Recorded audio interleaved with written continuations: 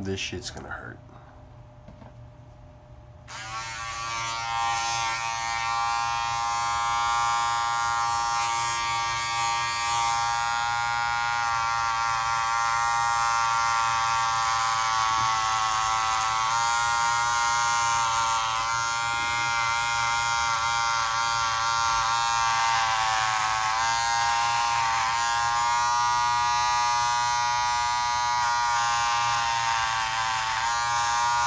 No, I need to take a picture of Abe Lincoln. 7 years ago. 4 about yesterday. Penguins won the Stanley Cup. Were there? And there it is. I'm cleaning it up a little bit, but the end of months of hard work. You don't know how hard a playoff period is. It's not easy.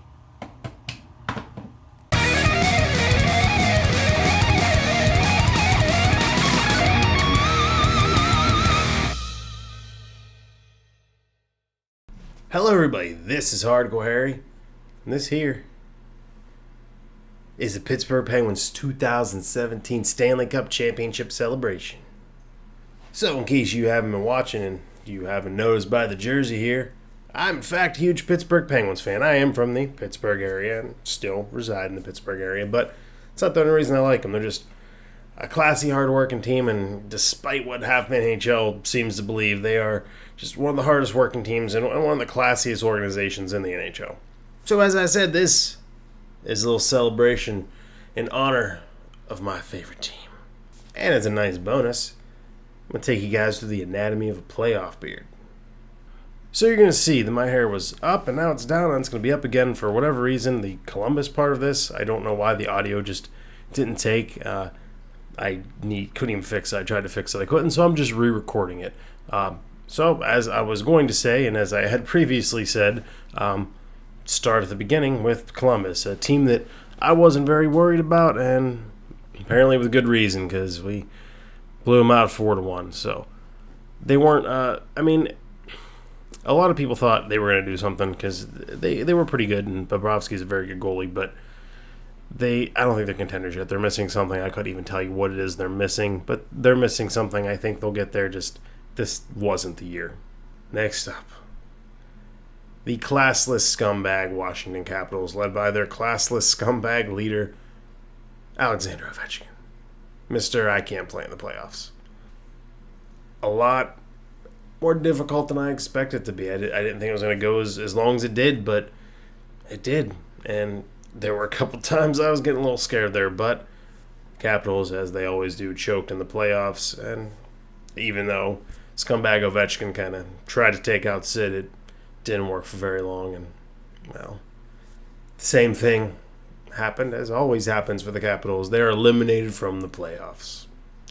Next up, we had the Ottawa Senators. Now, this is a team that I don't particularly care for, but I didn't think they were as scummy as they are, and they were. They played a very dirty game, and what was nice to see out of the Pens is they didn't just take it, but what worries me sometimes with them is they'll try playing that physical bully style hockey, especially like when we play the Flyers. They kind of revert to their style hockey, and it never works out good for the Pens, and I'm proud of them because they didn't do that this year in the playoffs.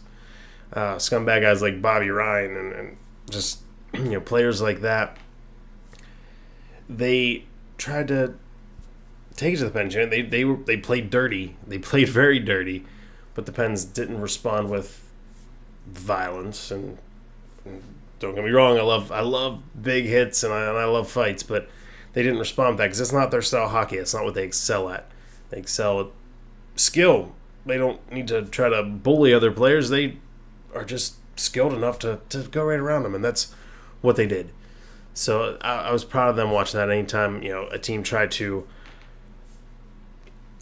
engage them physically rather than sink to that level, the Pens kept playing their game, and that's what inevitably caused them to come out on top. So again, a team that I didn't think was going to be that difficult ended up taking us to the limit, and I got worried again, but we prevailed, we overcame, and we won again. Finally, the Nashville Predators. Now, this is the team that I was the most worried about because they came up pretty quickly. Out of nowhere, all of a sudden, they're dominating teams, and it's with Pecorina. Is their big thing, and that's with the Pens too. So, two very similar teams in a lot of aspects, and one of those aspects being both teams were carried by their goalies. We had Fleury for the first half and Murray for the second half. They had Pecorina the whole time, and these really, teams that were just carried by their goalies. And not to say they didn't have other talented players and guys that scored, but it was just their goalies are what kept them in a lot of the games, especially Pecorina in Nashville. I believe he finished 9-2 in Nashville in the playoffs, and that's phenomenal. And even in the last game, 2 goals, but one was an empty netter. He let up 1 goal. He played solid. We had a lot of good chances that he stopped, and Murray did too. He stopped a lot too. He's what kept us in it. So, congratulations to Nashville for getting as far as they did, and getting a player like that. But something that I didn't expect out of Nashville was to be another scumbag team. And they weren't as bad as the Senators or the Capitals, but they were there. They had, PK Subban, one of the dirtiest players in the league, and I don't know how people can like him. He's talented, don't get me wrong, and I like some physical play, but he's just dirty, man. The hits, some of the hits he's had, he's just real dirty. And I'm gonna play this video real quick here. Dropping your stick, but he doesn't. Subban loses his for a second and then grabs Crosby. And so the discussion, having a discussion with the ref there, you got about 5 shots there by Crosby that could easily be called. And then when Subban finally came up, I guess, Meyer, we've seen a lot let go in this city and in this series rather by these 2 officials especially. So I love this video. I had a lot of people outside of Pittsburgh that say, look at that, he's abusing. That's terrible. What's he doing now? That's ridiculous. But you know what? PK Subban deserved it. Because he is, like I said, a scumbag player. He has a ton of dirty hits. Just watch video on him. He has a ton of dirty hits. He is not a saint by any means. And another thing with him is he ran his mouth pretty much the entire time, and Sid shut him up. He wanted to run his mouth. He wanted to try playing physical with Sid. Sid made him look like a bobblehead, as they say, and it was great. I love watching it. I love seeing him get what he deserves. So at the end of it all, when it all said and done,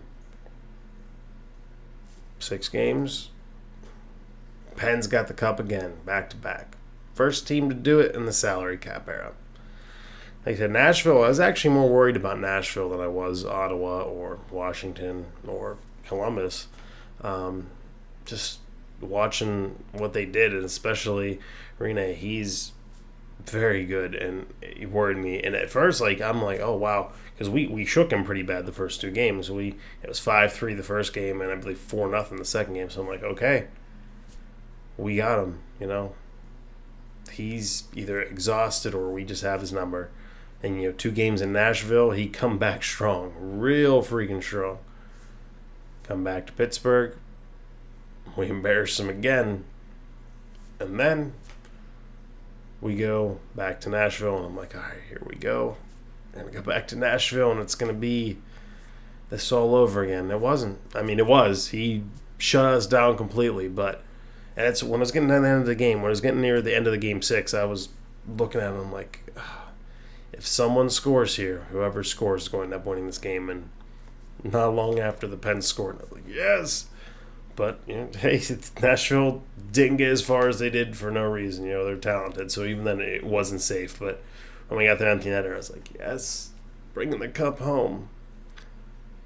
Now, I was hoping to make this video with my brand new Stanley Cup Championship hat and shirt, but Dick's, as they do every time the Pens win the cup, they did it last year, 2009, and this year, they fucked us over.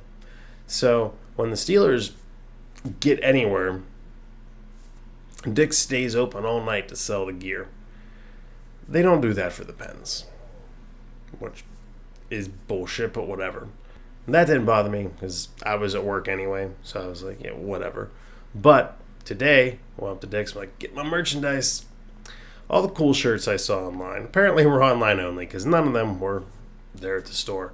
And the championship hat that I wanted also wasn't there. They had the 47 brand ones, but not the Reebok brand ones. So I left the store with nothing. Came home, got online, Dick'sSportingGoods.com, not Dicks.com. If you need to go to Dick's Sporting Goods, Dicks.com is not the website. It's Dick'sSportingGoods.com. Just take my advice. Stay away from Dicks.com. Anyway, get online, pick out my shirt that I was pretty much leaning towards. Go to order it. Out of stock. Thanks, Dicks. You did it again. But want the backup shirt. I'll get the other shirt eventually if it comes back in stock. Got the hat, and all is well. So hopefully that stuff comes in soon, as much as I'd like to be sporting it right now. So with all that, we did it. Back-to-back Stanley Cup championships. And the captain, Sidney Crosby, MVP again. Now, personally, I don't know if I'd have given him MVP. I'd have probably gave it to Gensel or probably Matt Murray even. But whatever, they usually give it to the captain. Sid deserves it, just wouldn't have been my first choice. As much as I love Sid, wouldn't have been my first choice. Let's get into the anatomy of a playoff beard, like I promised. So, playoff beard is not a superstition. It's science. And a lot of you like science, really. Yes, it's science because you get enough people with the right type of playoff beard, it changes the atmosphere completely. It changes the the wind resistance, the aerodynamics of the game. It changes everything. I'm not going to go into it because there's a lot of science talk. I don't want to bore you guys, but it's science, not superstition. On top of being scientific, it's very symbolic. It kind of symbolizes the journey a team takes through the playoffs, as well as bringing a community together and a fan base together with the players of their team, kind of to stand together as one. We all grow it in solidarity. But like I said, also it does symbolize the playoffs. It symbolizes it by, with a playoff beard, you start, not everybody does, but for me, personally, I think the correct way to do it is to start fresh. Shave completely, go babyface. Kind of sucks sometimes, but I think it's the best way to do it. So you start fresh, you start with nothing. Much like a team in the playoffs. You start with no wins, no losses, nothing. You start fresh. Season before doesn't count anymore. You're starting brand new. As time goes on, the games go on. Your beard grows out more. Your team wins some games, loses some games, and progresses through the playoffs. Just like your beard progresses.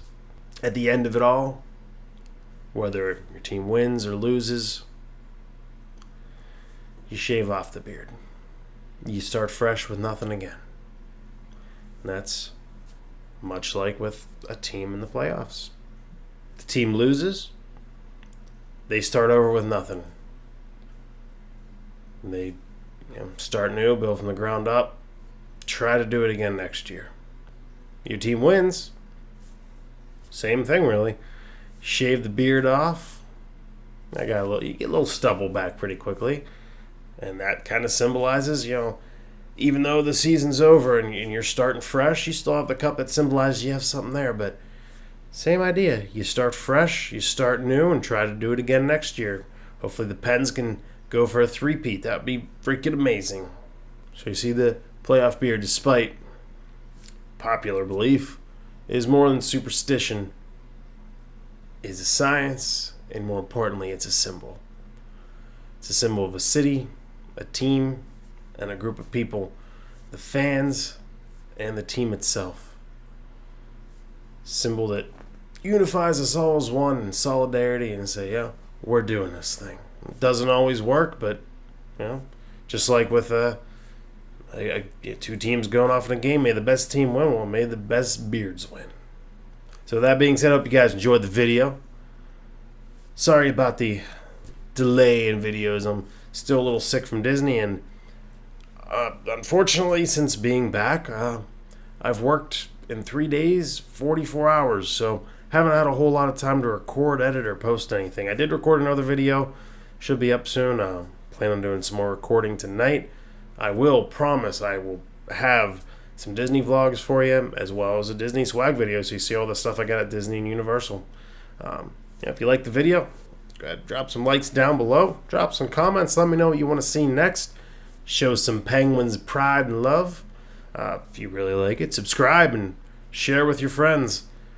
Show them this awesome, handsome, and clean-shaven, very pretty guy. So as always, don't just have a great day. Have a hardcore day. And let's go, Pens.